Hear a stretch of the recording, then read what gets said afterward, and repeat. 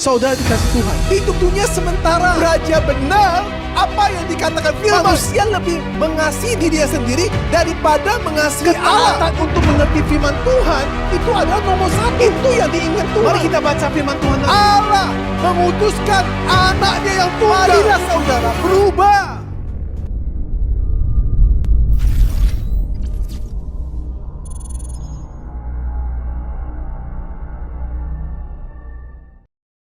Shalom, selamat pagi semua jemaat-jemaat Gereja Reform Karismatik. Bagaimana Bapak Ibu kabarnya sampai pada hari ini? Saya berharap kita semua tetap menggantungkan diri kita kepada percaya kita pada Tuhan, karena saya percaya Tuhan tidak tidur. Kata orang Jawa, Gusti mboten sare. Ya, Dia pasti akan menjaga kita, Dia pasti akan melihat kita. Dengan sangat-sangat sempurna Dia akan memimpin hidup kita dalam berbagai kondisi.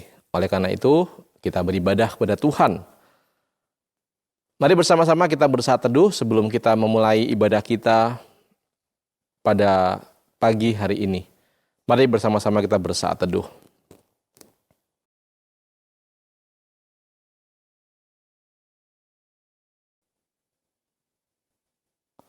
Amin. Firman Tuhan dari Mazmur pasal yang ke-111, ayat pertama sampai dengan ayat yang ketiga. Mari bersama-sama kita baca, Bapak Ibu. Haleluya, aku mau bersyukur kepada Tuhan dengan segenap hati, dalam lingkungan orang-orang benar dan dalam jemaah. Besar perbuatan-perbuatan Tuhan, layak diselidiki oleh semua orang yang menyukainya. Agung dan bersemarak pekerjaannya dan keadilannya tetap untuk selamanya. Mari bersama-sama kita berdoa. Bapa dalam surga, kembali lagi Tuhan, kami jemaat-jemaat-Mu, Jemaat Gereja Reform Karismatik bersatu hati. Pada pagi hari ini kami kembali ingin bersama-sama beribadah kepada Tuhan. Terlebih dahulu Tuhan, kami menaikkan ucapan syukur kami atas pemeliharaan Tuhan yang begitu sempurna kepada kami sampai pada detik ini. Kami percaya Tuhan, tak satu pun rambut kami yang jatuh ke tanah di luar pengetahuan Tuhan. Tuhan sangat-sangat mengenal kami, Tuhan sangat mengetahui kami. Kendatipun saat ini situasi belum juga membaik, virus corona belum juga berakhir, tapi kami tetap bersyukur kepada Tuhan bahwa Tuhan memelihara hidup kami sampai pada detik ini, sehingga kami bisa bersama-sama beribadah kepada Tuhan pada pagi hari ini.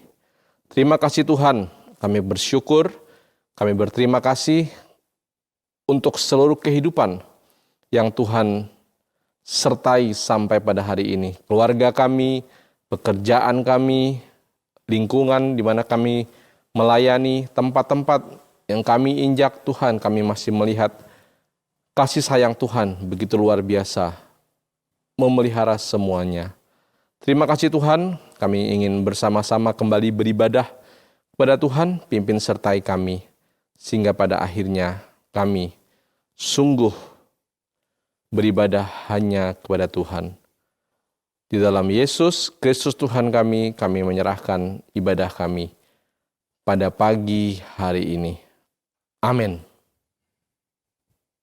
Selamat pagi Bapak Ibu Saudara-saudari yang dikasihi Tuhan Yesus. Mari pada pagi hari ini kita sungguh-sungguh datang ke hadapan Tuhan. Kita naikkan pujian untuk Tuhan kita Yesus Kristus.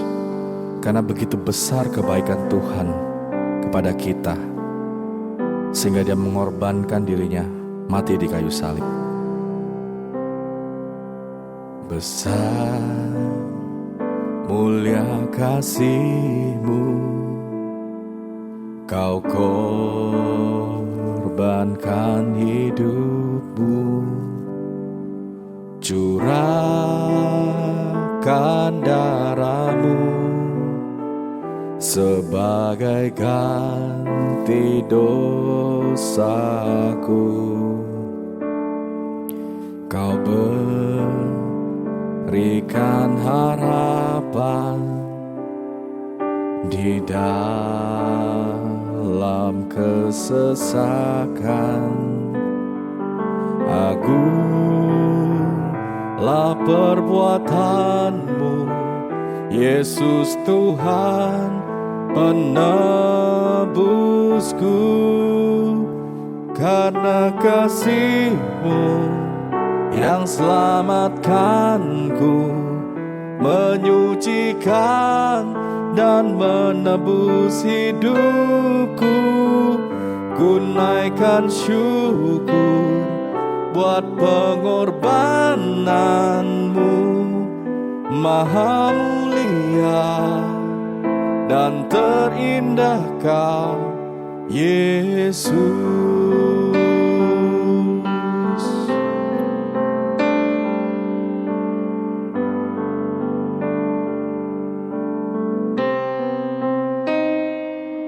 Kau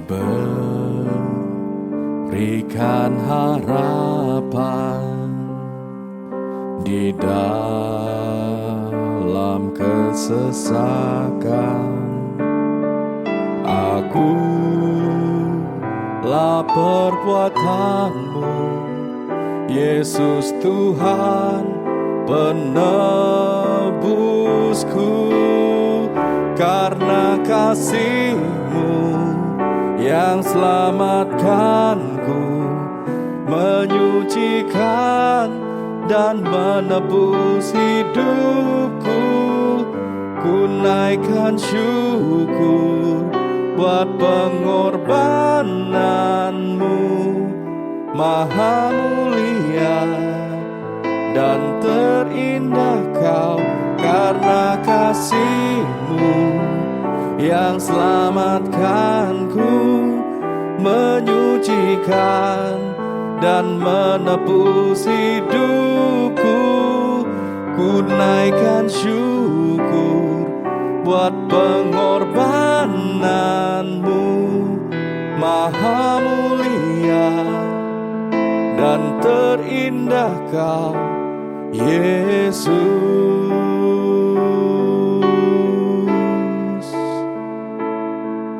Maha mulia dan terindah Kau, Yesus.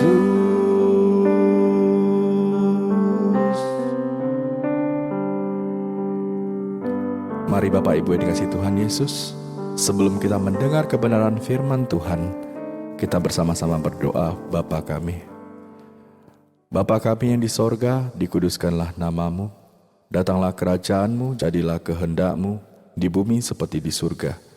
Berikanlah kami pada hari ini makanan kami yang secukupnya. Dan ampunilah kami akan kesalahan kami, seperti kami juga mengampuni orang yang bersalah kepada kami. Dan janganlah membawa kami ke dalam pencobaan, tetapi lepaskanlah kami daripada yang jahat. Karena Engkau-lah punya kerajaan dan kuasa dan kemuliaan sampai selama-lamanya. Amin.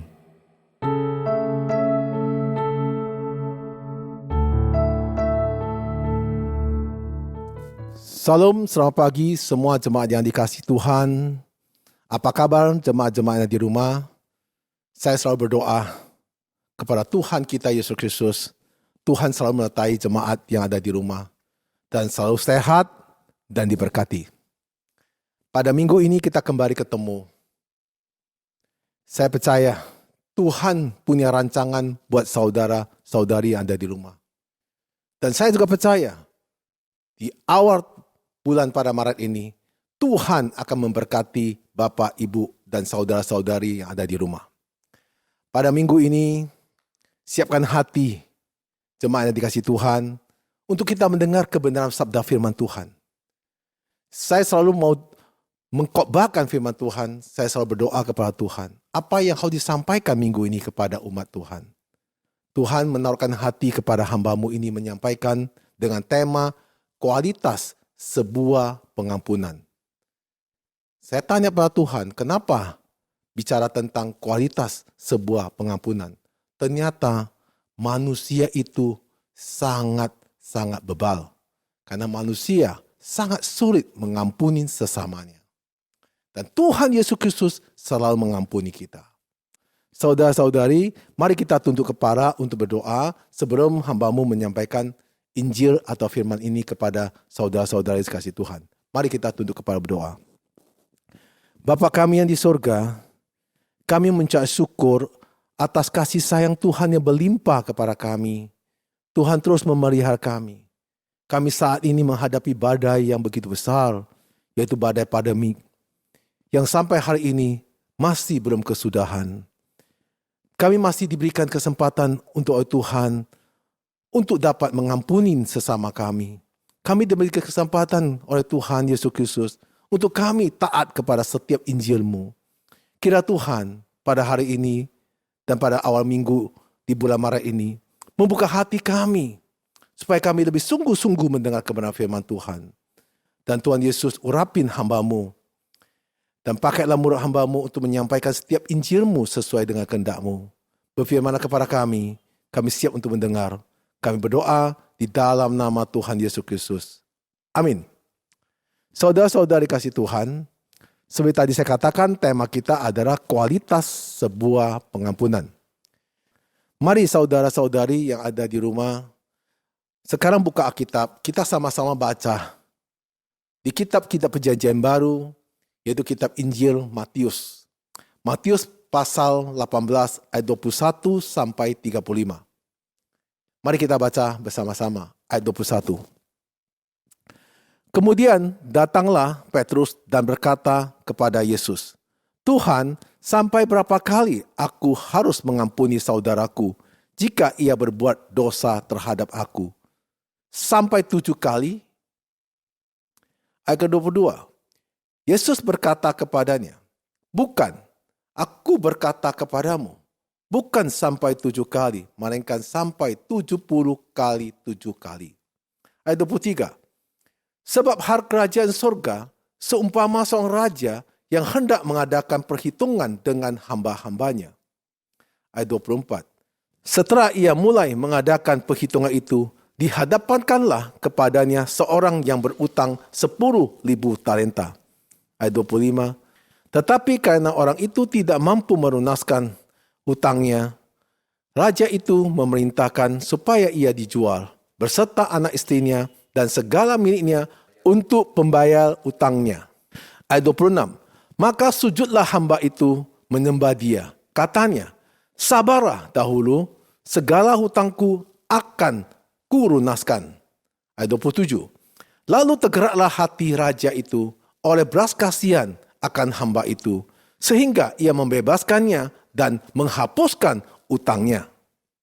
Ayat 28. Tetapi ketika hamba itu keluar, ia bertemu dengan seorang hamba lain yang berutang 100 dinar kepadanya. Ia menangkap dan mencekik kawannya itu, katanya, bayar utangmu. Ayat 29. Maka sujudlah kawannya itu dan memohon kepadanya, sabarlah dahulu, utangku itu akan kulunaskan. Ayat 30. Tetapi ia menolak dan menyerahkan kawannya itu ke dalam penjara sampai dilunaskannya utangnya.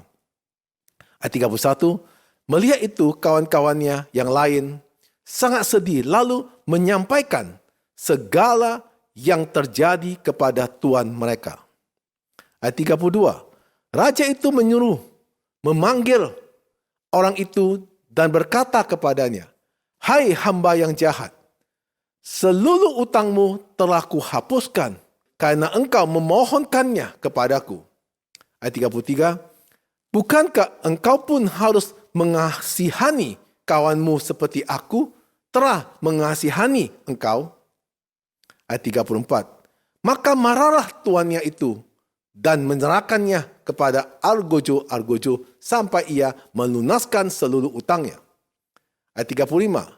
Maka Bapakku yang di surga akan berbuat demikian juga terhadap kamu, apabila kamu masing-masing tidak mengampuni saudaramu dengan segenap hatimu. Dari firman Tuhan yang kita baca bersama-sama ini, membicarakan tentang kualitas sebuah pengampunan. Sebelum saya menguraikan firman Tuhan ini, kita baca satu lagi pasal Yaitu di Matius pasal 6 ayat 14 sampai 15. Mari kita baca bersama-sama. Ayat ke-14. Karena jikalau kamu mengampuni kesalahan orang, Bapakmu yang di surga akan mengampuni kamu juga. Ayat ke-15. Tetapi jika kamu tidak mengampuni orang, Bapakmu juga tidak akan mengampuni kesalahanmu. Saudara-saudari kasih Tuhan, firman yang kita baca ini ada sebuah peristiwa tentang hamba yang tidak berbelas kasihan. Menjadi puncak dari keseluruhan pasal yang mencatat dari pengajaran Tuhan Yesus Kristus kepada kita pada minggu ini. Mengenai pentingnya hubungan pribadi yang benar. Nah, bicara tentang mengenai hubungan pribadi kita. Kita itu sama Tuhan itu harus benar. Kalau kita sama Tuhan pribadinya nggak benar, bagaimana Tuhan menolong kita, saudara-saudara dikasih Tuhan? Saudara dikasih Tuhan, perumpamaan ini adalah apabila seseorang tidak memiliki sikap hati yang benar, yang ditunjukkan dengan ketidaksediaan untuk mengampuni orang lain, maka ia juga tidak memperoleh pengampunan dari Tuhan. Kata pengampunan terhadap orang lain tidak segampang yang kita ucap dari mulut kita. Maka saya tadi katakan, hubungan pribadi kita dengan Tuhan itu harus benar. Kalau hubungan kita dengan Tuhan Yesus Kristus kita benar, Tuhan Yesus mengampuni kita atas dosa-dosa kita. Dan kita, karena hubungan dengan Tuhan kita dengan Yesus Kristus dengan benar, maka kita juga bisa melakukan pengampunan kepada orang lain. Saudara kasih Tuhan, Alkitab mencatat kalau kita tidak bisa mengampuni kepada orang lain, maka kita tidak bisa diampuni oleh Tuhan. Sikap tidak mengampuni menghalangi hubungan kita dengan Tuhan. Sehingga doa-doa kita tidak dijawab Tuhan. Kalau saya baca dari kitab Yeremia, kitab Yeremia ada nabi yang luar biasa.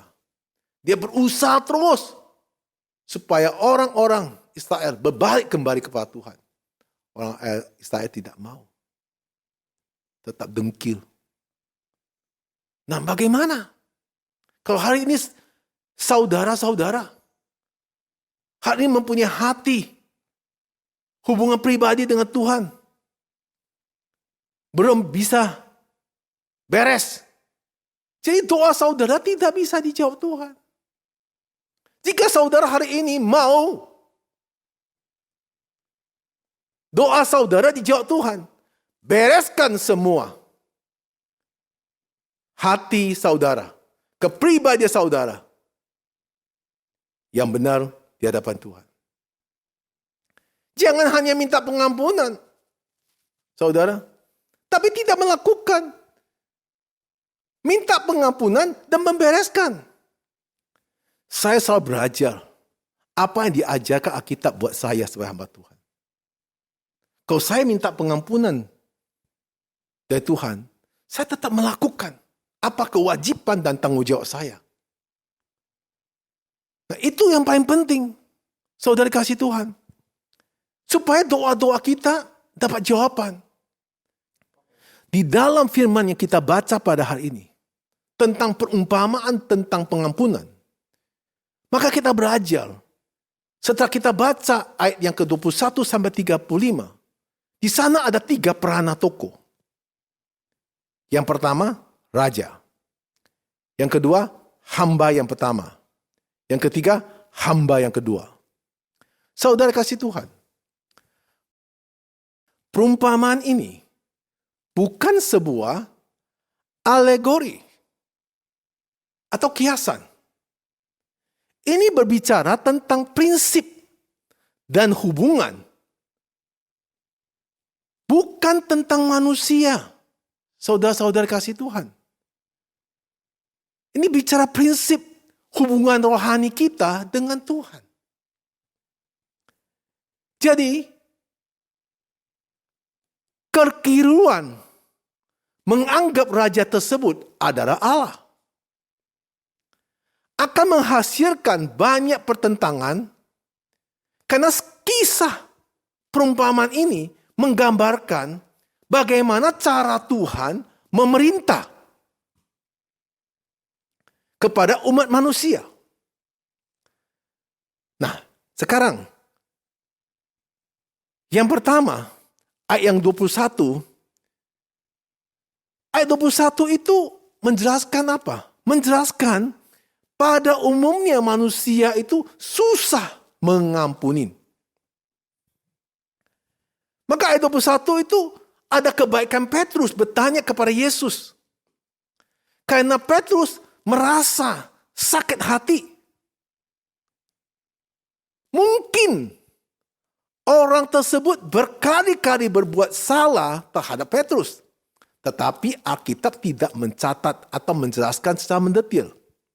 Ini menurut tafsiran saya. Ya, kalau seandainya saya sebagai Petrus, saya sakit hati nih. Saya tanya pada Tuhan Yesus, sampai berapa kali aku harus mengampuni saudaraku jika berbuat dosa terhadap aku? Sampaikah 7 kali aku mengampuni? Nah, kata sampai 7 kali, kemungkinan dalam penafsiran saya bahwa sudah berkali-kali saudaranya itu berbuat salah.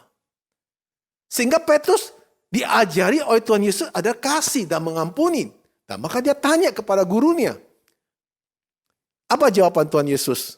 Di ayat 22, Tuhan Yesus menjawab kepada Petrus, bukan 7 kali, melainkan 7 kali 70 kali. Sama dengan 490 kali. Jadi pengampunan itu bisa membuat manusia mendapat damai sejahtera jika dia bisa melakukan pengampunan yang 7 kali 70 kali. Ini perintah dari Tuhan. Nah saudara-saudara, di ayat 22 ini, kita sebagai manusia tidak bisa memberikan pengampunan yang sempurna. Karena saya juga manusia. Saudara-saudara juga manusia. Sulit. Maka tadi saya berulang-ulang kali katakan bahwa kita harus benar di hadapan Tuhan. Karena pengampunan tidak bisa diucapkan dengan mulut.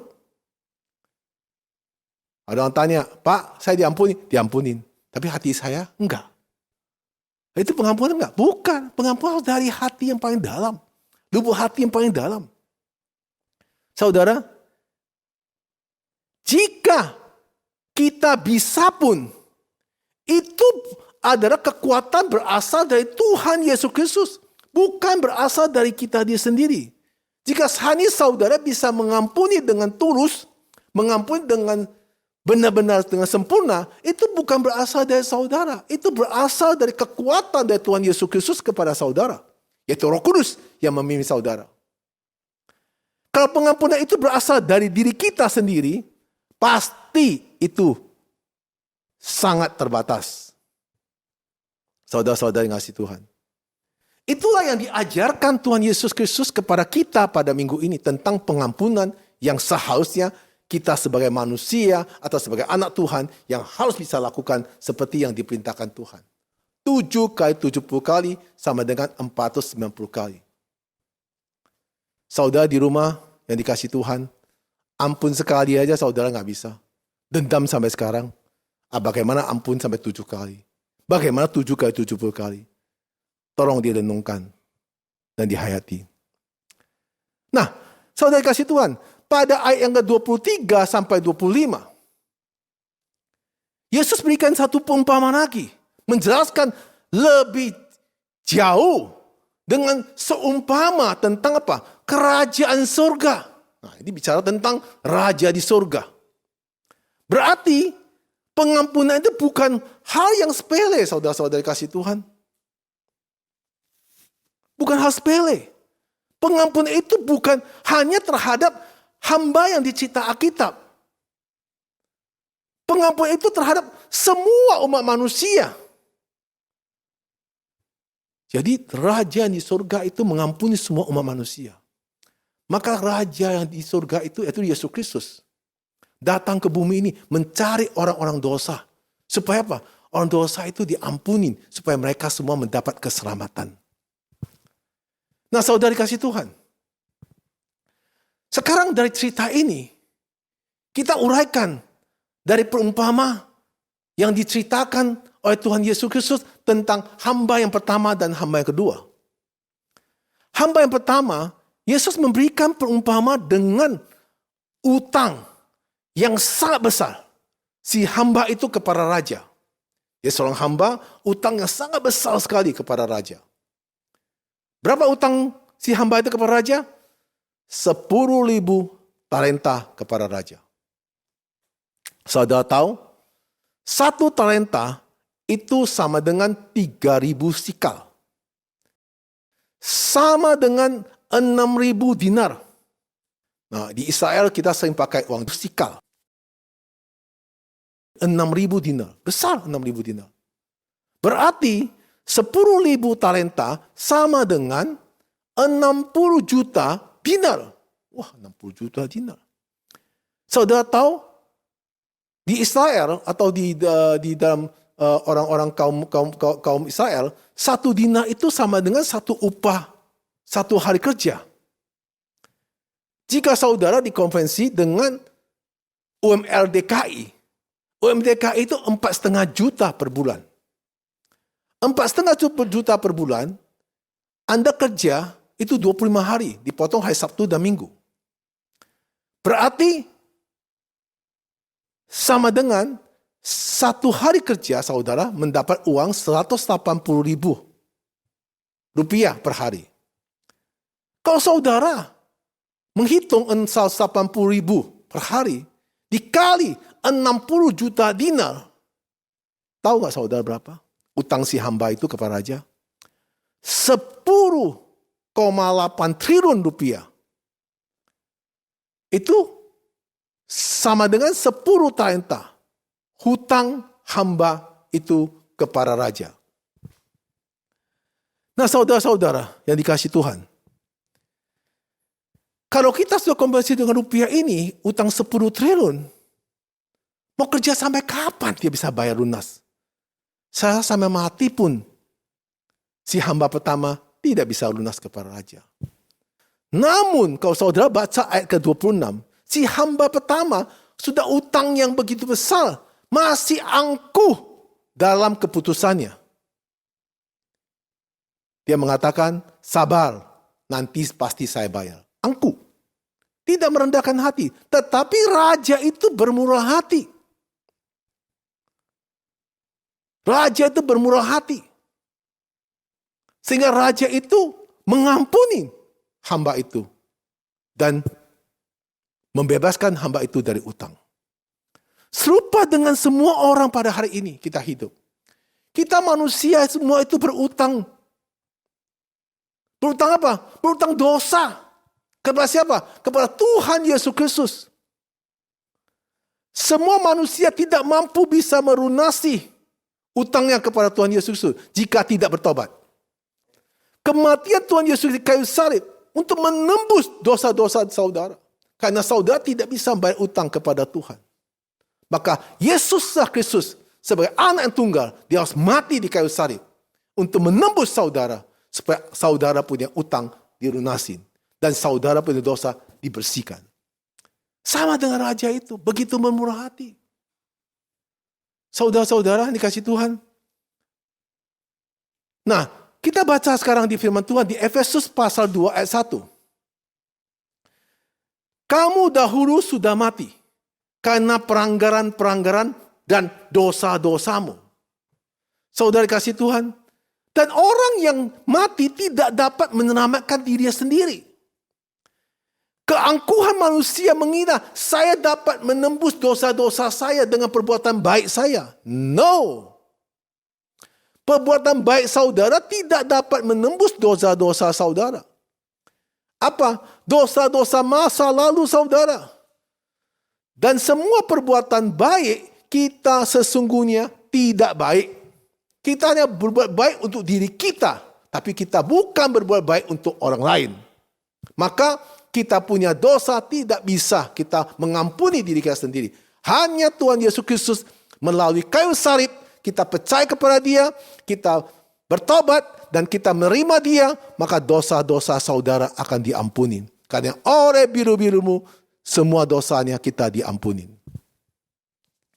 Saudari kasih Tuhan, Roma 3 ayat 23. Firman berkata, karena semua orang telah berbuat dosa dan telah kehilangan kemuliaan Allah. Maka melalui Kristus Yesus yang di kayu saliblah saudara, hal ini dosa saudara diampuni. Tanpa dosa saudara diampuni, jangan harap saudara bisa ke surga. Karena dosa saudara ampuni, maka saudara diselamatkan. Maka utang kita sebagai manusia kepada Tuhan, tak ada satu pun bisa melunasinya. Seperti hamba itu. Tapi raja yang begitu murah hati, manusia sombong, angkuh, Tuhan tetap mengampuninya. Raja melihat itu orang hamba yang utang masih sombong, tapi raja itu bermurah hati mengampuninya. Nah, sekarang kita baca lebih mendetil bagaimana hamba yang sudah diampuni itu. Apa perbuatannya? Seperti kita. Hari ini kita diampuni Tuhan. Apa perbuatan kita kepada sesama manusia, kepada orang-orang lain, kepada saudara-saudara kita? Bagaimana perlakuan kita? Mari kita jelaskan pada ayat ke-27. Kesempatan untuk mendapat pengampunan itu berdasarkan permohonan hamba yang berutang. Raja dengan penuh belas kasihan menghapuskan hutangnya dan membebaskan dia berserta keluarganya dan status hambanya. Ya, raja itu membebaskan dia, keluarga dia, semua dibebaskan. Dan jadi status waktu zaman dulu hamba itu budak. Budak pun statusnya dicabut. Dia bebas dari budak. Nah saudara, perumpamaan ini adalah kebesaran belas kasihan Tuhan dalam menghapuskan utang dosa kepada semua umat manusia yang berseru kepadanya dengan tulus. Kalau saudara ini berseru kepada Tuhan dengan tulus minta pengampunan, saya percaya Tuhan akan mengampuni saudara-saudari kasih Tuhan. Tuhan Yesus Maha Pengasih, Maha Pengampun. Dan saudara harus tahu penawaran ini secara gratis. Tidak mahal.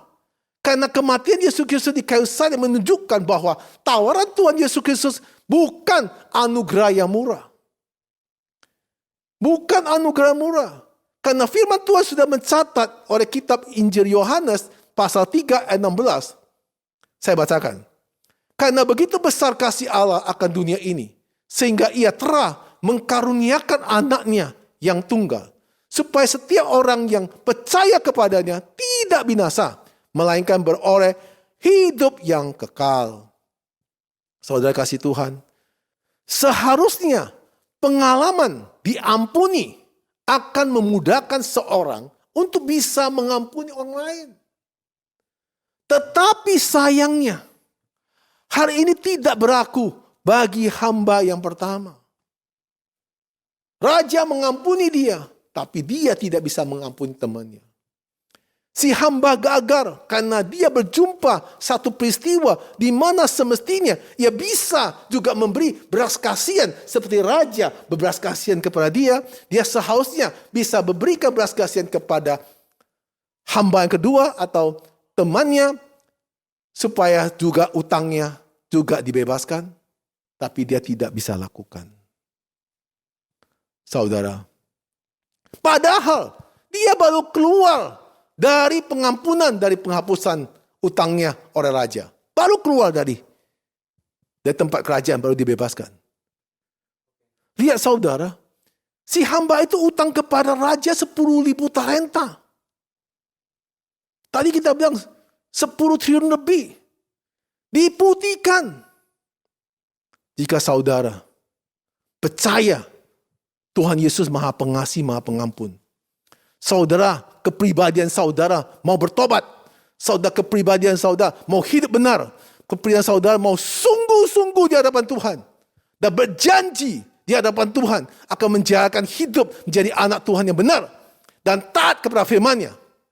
Saya percaya, jika Tuhan memang tergerak, jika Tuhan memang menghendaki, utang saudara semua juga bisa diputihkan. Enggak ada yang mustahil, saudara. Percayakah saudara itu? Silakan saudara untuk merenungkan dan menghayati dan memegang hati saudara. Tuhan Yesus sudah mengampuni saudara. Apakah saudara bisa melakukan pengampunan kepada saudara-saudara atau pengampunan kepada teman-teman saudara, kepada famili-famili saudara? Silakan direnungkan. Nah, saudara kasih Tuhan, pada ayat ke-28, lalu ia gagar kepada seorang yang berutang kepada dia cuma 100 dinar. Padahal hamba itu baru dibebaskan dari utang dia kepada raja 10.000 talenta. Sedangkan saudara dia, utang kepada dia cuma 100 dinar. Ia menuntut kepada saudaranya, katanya, bayar utangku. Kalau kamu tidak bayar, aku tangkap kamu dan cekik kamu, masuk kamu ke dalam penjara. Saudari kasih Tuhan, itulah sikap kita. Tiap hari saudara minta pengampunan dosa sama Tuhan. Tapi saudara tidak pernah mengampuni saudara-saudara Anda sendiri. Saudara tidak bisa mengampuni teman-teman saudara. Itulah apa yang kamu lakukan. Itulah yang kita lakukan. Coba saudara renungkan baik-baik. Itulah yang disebut hamba ini adalah hamba yang jahat. Kalau hamba yang seperti ini, atau perakukan anak Tuhan seperti ini, saudara tahu nilai berapa yang harus kasih kepada seorang anak Tuhan yang memperlakukan seperti hamba yang pertama.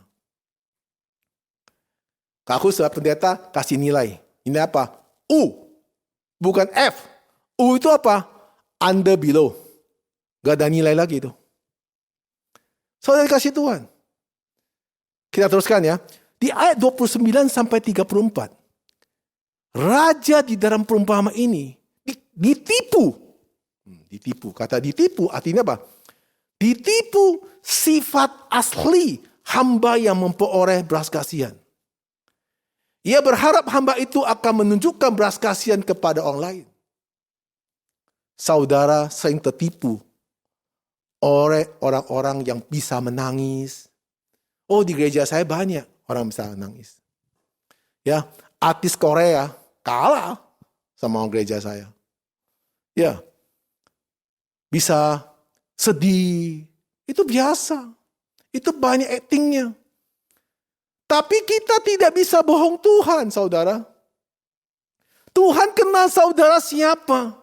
Saya sebagai pendeta mungkin saudara bisa memberikan sesuatu acting. Saya bisa tertipu. Tapi Tuhan jangan kamu coba-coba tipu. Saudara kasih Tuhan. Nah, raja itu berharap si hamba itu bisa melakukan perlakuan seperti raja itu. Sehingga hamba itu di luar akan jadi orang baik. Tahu-tahu dia lebih jahat. Namun hamba itu memenuhi hamba yang lain. Dia bukan berbelas kasihan. Maka dia menjobos orang itu ke dalam penjara. Lalu teman-temannya itu melihat kejadian itu. Maka teman-temannya itu menceritakan kepada raja. Sehingga raja itu menjadi sangat marah. Dan memanggil hamba itu ke hadapannya. Yang membatalkan keputusannya. Yang menyerahkan hamba itu kepada Argojo. Di sana digambarkan tentang Argojo yang menuntut si hamba yang jahat itu sampai melunasi utangnya. Nah, mari kita baca pada ayat ke-34. Maka marahlah tuannya itu dan menyerahkannya kepada Argojo sampai ia melunaskan seluruh utangnya. Dalam kata kerja, dasar dari bahasa Yunani, Argojo, artinya apa? Menyiksa. Menyiksa artinya selalu dihantui ketakutan dan pikiran-pikiran yang menyiksa dia. dan selalu menderita tentang kegelisahan, selalu menyakiti hati. Nah, itu argojo. Orang takut sama argojo pada zaman itu. Saudara, sekarang saudara pegang di dalam hati saudara. Apakah saudara sekarang ini sudah bisa mengampuni? Jika saudara ya, puji Tuhan. Jika belum, tidak ada kata terlambat. Saudara kasih Tuhan, sekarang juga berlutut di hadapan Tuhan dan minta kepada Tuhan Yesus Kristus, saya mau mulai hari ini untuk menjadi anak Tuhan yang bisa mengampuni, seperti Yesus Kristus mengampuni kepada saya. Itulah saudara. Kenapa? Kalau saudara bisa lakukan itu, maka saudara bebas dari tuntutan dari argojo, penyisaan, pikiran-pikiran yang menakutkan, dihantui-hantui dengan ketakutan, kepahitan hati, kegelisahan yang kita buat sendiri, semua dibebaskan oleh Tuhan. Saudara, Tuhan Yesus tidak pernah membuat kesalahan. Seperti raja di Alkitab. Raja Alkitab itu manggil kembali pada hamba itu yang dihukum. Tuhan Yesus tidak pernah. Apabila saudara berbuat salah, Tuhan Yesus selalu mengampuni saudara. Dan tidak memanggil saudara balik. Sebelum saudara bertobat, Tuhan Yesus sudah mengampuni saudara. Cuma saudara harus benar-benar bertobat. Supaya mendapat konfirmasi dengan pengampunan dengan sempurna. Saudara kasih Tuhan. Ketika Tuhan Yesus mengampuni kita, disitulah kita dihitung sebagai orang yang dibenarkan. Kalau tanpa Yesus Kristus mengampuni kita, kita belum dihitung sebagai orang dibenarkan. Kalau kita belum dihitung sebagai orang dibenarkan, kita tidak mungkin bisa masuk ke surga. Karena orang yang benar layak untuk dapat keselamatan. Kalau orang yang tidak hidup tidak dibenarkan, itu layak masuk ke neraka. Tuhan Yesus selalu rindu untuk mengampuni kita. Tapi Tuhan Yesus sedih melihat orang-orang tidak mau bertobat. Sudah sering sekali memberitakan Injil. Sudah melihat banyak mujizat. Sudah diberi pengampunan. Sudah diberi pertolongan. Tuhan kirim orang-orang yang dipakai Tuhan untuk menolong orang itu. Tapi orang itu tidak pernah mau tobat. Tuhan Yesus sedih sekali. Kenapa Tuhan Yesus sedih? Sedih karena kasihan nanti dia di neraka akan menderita, menyiksa, kekal selama-lamanya. Orang-orang juga tidak bisa mengampuni sesama. Seperti yang dicatat oleh Alkitab. Di Matius pasal 6 ayat 14 sampai 15. Tadi kita sudah baca. Bersama-sama kita baca sekali lagi. Karena jikalau kamu mengampuni kesalahan orang, Bapakmu yang di surga akan mengampuni kamu juga. Tetapi jikalau kamu tidak mengampuni orang, Bapakmu juga tidak akan mengampuni kesalahanmu. Saudara, kunci pengampunan itu penting. Karena kunci pengampunan adalah bebas dari kepahitan yang beracun. Ketika kita bisa mengampuni, bukan pengampunan itu demi orang itu, saudara. Demi dirimu sendiri. Kamu jangan berpikir, oh saya bisa mengampuni karena demi orang itu. Jangan. Kalau saudara bisa mengampuni, demi saudara sendiri. Kalau saudara bisa mengampuni, maka racun, virus yang jahat, yang telah merusakkan saraf-saraf, merusakkan sel-sel hidupmu, itu semuanya akan punah. Jika saudara tidak bisa mengampuni, maka racun dan virus, sel-sel yang jahat ada dalam tubuh saudara. Maka itu disebut kanker. Ya banyak penyakit yang muncul dalam tubuh saudara. Maka kata Alkitab, orang yang bisa mengampuni adalah orang menerima obat. Obat apa? obat mujarab. Itulah. Obat mujarab adalah hati yang bahagia dan damai sejahtera. Saudara, jika ada seseorang melakukan hal-hal yang salah, janganlah mengizinkan mereka terus-menerus menyakitin.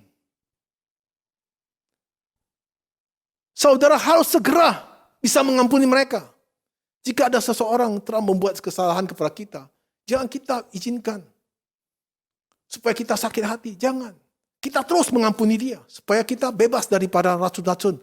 Kita bebas dari virus-virus yang telah menusuk ke dalam tubuh kita. Di sini saudara sedang melakukan kebaikan saudara sendiri, bukan orang lain seperti saya katakan. Mulailah saudara hidup baru. Tuhan Yesus akan memimpin saudara dalam hidup diberkati penuh dengan damai sejahtera. Tenang saudara hidup, damai, sejahtera. Saudara, jika saudara-saudara mendapat ketidakadilan dari orang-orang yang menekan saudara, atau orang-orang yang menyakiti saudara terus-menerus, apa yang saudara lakukan? Pertanyaan saya adalah, apa yang saudara lakukan? Mengampunikah mereka? Pertanyaan. Kedua, apa yang saudara lakukan? Kalau saya, pertama, mengampun mereka dulu, nomor satu. Kedua, saya melapor kepada Tuhan Yesus Kristus. Apa laporan saya? Bukan laporan saya Tuhan, hajar dia, bukan. Tuhan, ampuni dia juga. Berkati dia. Saya kasih contoh, berapa kesaksian. Kira-kira mungkin 12 tahun atau 13 tahun lalu, saya dan Aing diperlakukan tidak adil oleh seorang teman. Dia bekerja sama dengan kita. Kemudian setelah usahanya berjalan 5 tahun selesai, untung kita bagi sama-sama, rugi kita tanggung sama-sama. Setelah usahanya 5 tahun selesai, kita bilang bahwa kita nggak mau perpanjang lagi. Orang tersebut menuntut Aing dan saya, uang yang dia invest pertama suruh kembalikan dengan utuh. Kita juga bingung, kok bisa gitu ya? Nah, tetapi Aing dengan nangis, Aing berkata, kalau memang itu kamu mau, saya lakukan. Aing mengampuni dia dengan air mata sepanjang jalan perjalanan pulang. Orang itu pakai pengacara, kita pakai pengacara. Tetapi pengacara orang itu juga malu menghadapi kita. Karena merasa bahwa kliennya salah. Tapi Aing bilang, gak apa-apa. Kalau memang dia mau uang itu, saya kasih. Dengan air mata dia keluar. Dan apa yang kita lakukan? Kita berdoa pada Tuhan. Tuhan ampuni dia. Kita memang tidak mau melakukan kejahatan dibalas dengan kejahatan. Tapi kejahatan kita buat dengan kebaikan. Apa terjadi? Setelah kita mengampuni dia, kita tidak pernah berdoa dia yang macam-macam. Orang tersebut akhirnya dipecat dari perusahaan besarnya. Dia berusaha sendiri dengan usaha sendiri, bangkrut sampai habis rata semuanya. Tuhan Yesus hajar dia habis-habisan. Tapi di hati kita tidak dendam, kita tetap mengasihi dia. Kalau jumpa kita tetap say hello. Dan kita mengasihi dia, gak ada dendam. Nah, itulah namanya pengampunan. Saya sebagai hamba Tuhan, sering sekali diperlakukan orang tidak adil. Apa yang saya lakukan?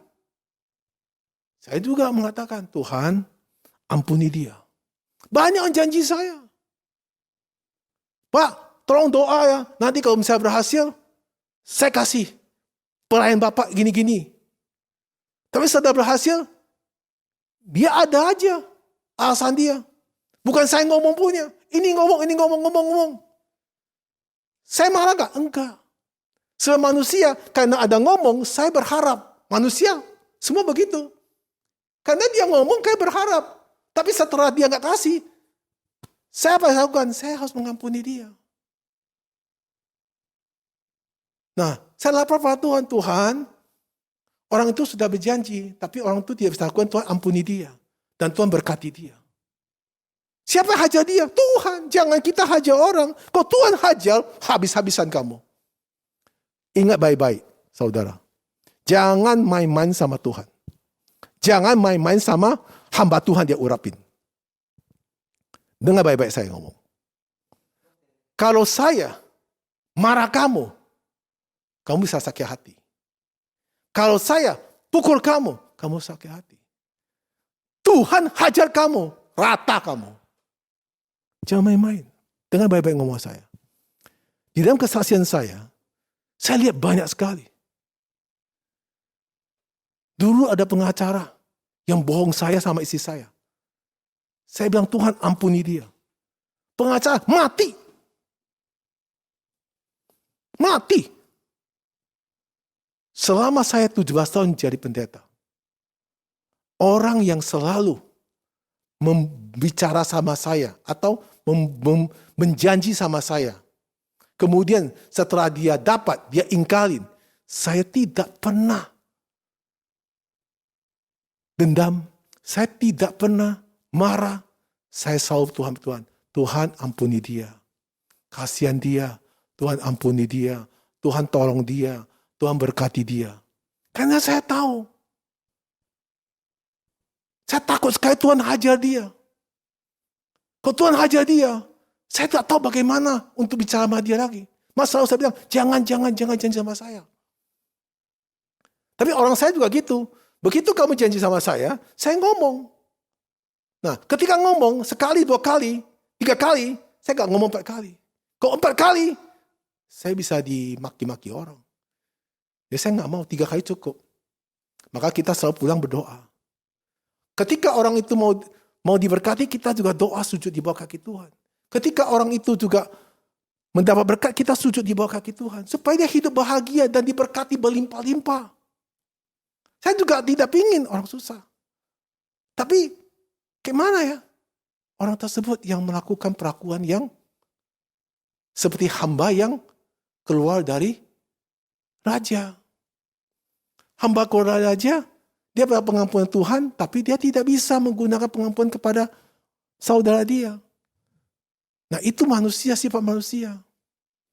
Saudara ingat, sehebat apa saudara di dalam Tuhan? Dengar baik-baik saya. Jika saudara tidak bisa berbelas kasihan, maka saudara adalah hamba yang jahat. Belas kasihan itu sangat penting. Di dalam satu keluarga tidak ada berbelas kasihan, maka akan terjadi konflik. Tidak ada kejujuran, tidak ada belas kasihan, maka pelan-pelan keluarga itu hancur. Seperti apa sikap orang yang tidak bisa berbelas kasihan atau mengampuni? Orang yang tidak bisa mengampuni, orang tidak bisa berbelas kasihan, hidupnya selalu perasaannya kecewa. Karena selalu mengingat peristiwa-peristiwa yang terjadi yang tidak memuaskan dia. Ada tuntutan-tuntutan orang yang masih dia tidak merasa merelakan. Kesel. Ada perasaan sakit ketika dia mengingat peristiwa-peristiwa hal tersebut. Nah, seperti apakah sikap orang yang sudah bisa mengampuni? Tadi yang tidak bisa mengampuni, sekarang kok bisa mengampuni? Apa sikapnya?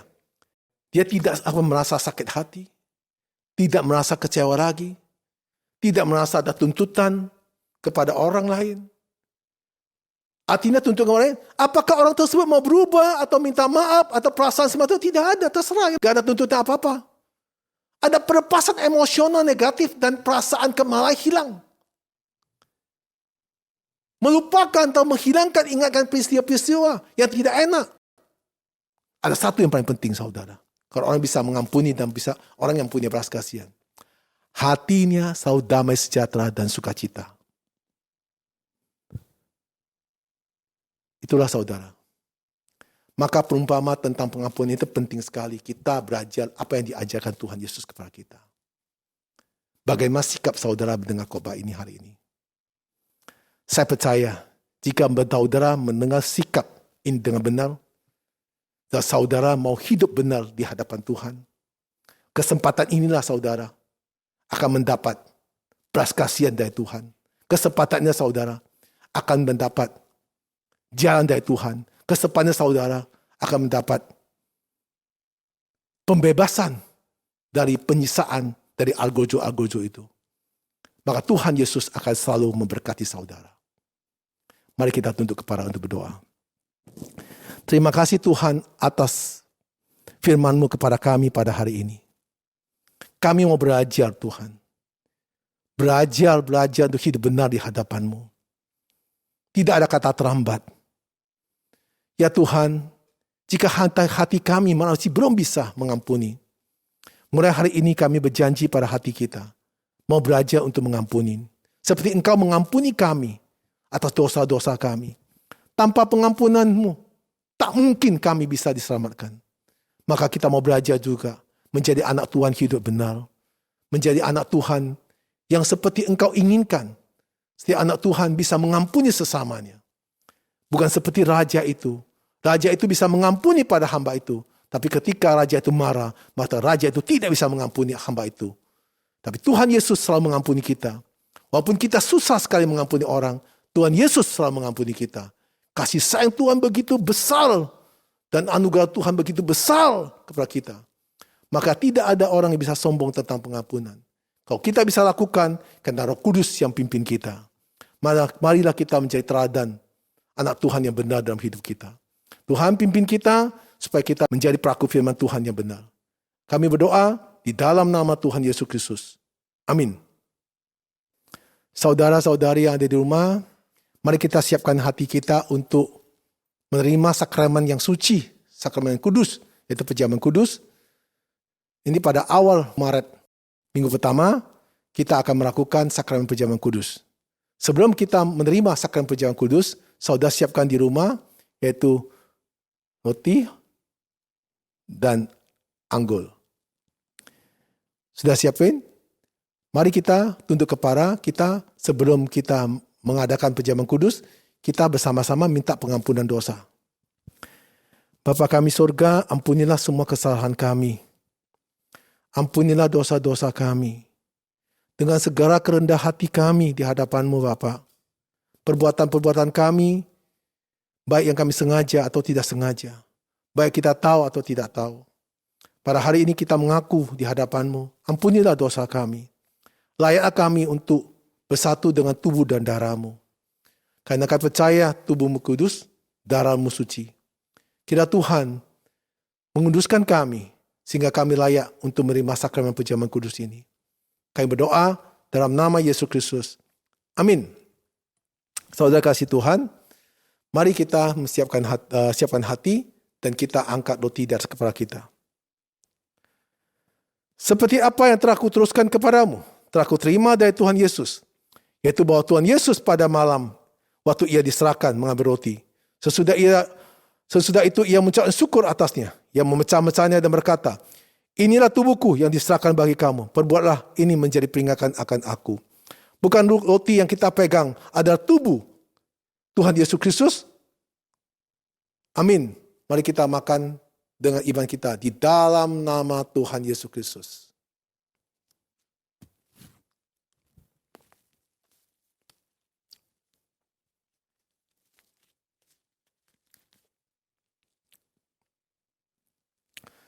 Mari saudara, anggur ini kita angkat sebelah kita.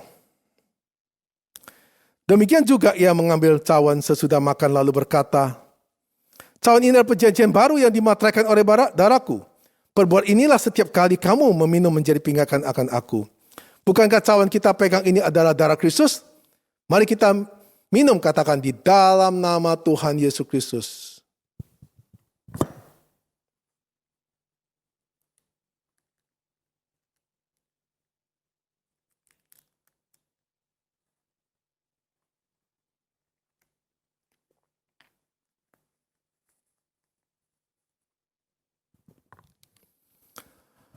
Mari saudara, kita sudah menerima tubuh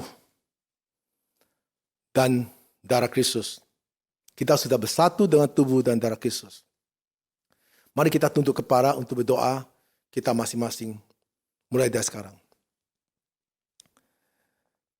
Terima kasih Tuhan yang begitu mengasihi kita. Hari ini kami juga mendapat anugerah yang begitu besar. Kami bisa menerima tubuh dan darah Kristus. Dan kami sudah bersatu dengan tubuhmu dan darahmu. Kita Tuhan yang mengampuni semua dosa kami. Dan terimalah kami sebagai anak Tuhan yang taat dan setia. Dan Roh Kudus pimpin kami, kesehatan kami, dan pekerjaan kami, rumah tangga kami, kehidupan kami, Tuhan yang memberikan kecukupan. Kami berdoa di dalam nama Yesus Kristus. Amin. Saudara kasih Tuhan, jika saudara tergerak hati untuk membantu pelayanan saya dan gereja Reform Karismatik, silakan saudara mentransfer persepuluhannya ke nomor rekening di bawah ini. Karena di dalam sudah 1 tahun adanya pandemik, saya sebagai hamba Tuhan, dan begitu juga hamba-hamba Tuhan di dalam gereja Reform Karismatik, dan semua pelayanan, rekaman, kita berusaha keras, kerja keras, kita terus berdoa, saya mengharap partisipasi Bapak Ibu untuk mendonasi atau memberi persepuluhannya ke nomor rekening ini, agar persepuluhan ini bisa dipakai dalam pelayanan kita. Saya percaya, jika Bapak Ibu tergerak, silakan transfer ke nomor rekening ini. Saya tidak ada QR number, saya juga tidak ada GoPay, yang saya ada adalah nomor rekening ini. Silakan saudara, jika saudara tergerak untuk memberkati pelayanan saya. Terima kasih saudara-saudari kasih Tuhan. Sebelum kita tutup ibadah pada hari ini, silakan saudara-saudara yang dikasih Tuhan bangkit berdiri. Kita akan mengakui iman lasuri bersama-sama. Aku percaya kepada Allah, Bapa yang Maha Kuasa, Kalib langit dan bumi, dan kepada Yesus Kristus, Anak Tunggal Tuhan kita, yang dikandung dari Roh Kudus, lahir dari anak darah Maria, yang menderita sengsara di bawah perintah Pontius Pilatus, disalibkan, mati dan dikuburkan, turun ke dalam kerajaan maut, pada hari ketiga bangkit pula dari antara mati, naik ke surga di sebelah kanan Allah Bapa yang Maha Kuasa. Dari sana ia akan datang untuk menghakimi orang hidup dan mati. Aku percaya kepada Kudus, gereja kudus am, persekutuan kudus, pengampunan dosa, kebangkitan tubuh dan hidup kekal. Amin. Silakan duduk kembali. Salam, selamat pagi, Tuhan Yesus memberkati. Salam damai sejahtera, selalu sehat dan kuat, dan Tuhan selalu melindungi kita semuanya. Salam dengan saya, Pendeta Esentan, Tuhan Yesus memberkati. Amin.